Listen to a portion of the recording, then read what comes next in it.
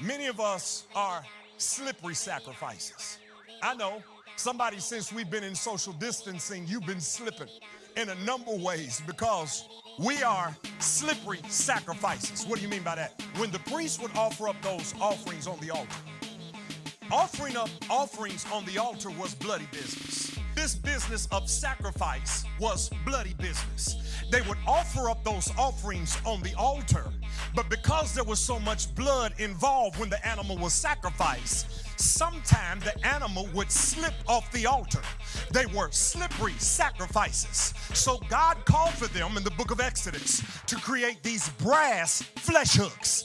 The flesh hooks would be placed on the offering to hold it in place and keep the offering from slipping and sliding off. In the same way, you and I are slippery sacrifices. We make a commitment or vow to God, but sometimes we slip back into what God has delivered us from.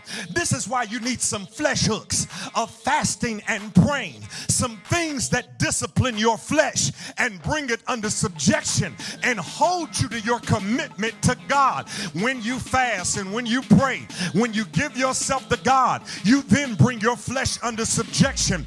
This is why Paul said, I buffet my body and bring it under the subjection of God. I don't allow my flesh or my body to do what it wills and what it wants. I bring it under the subjection of God lest I slip.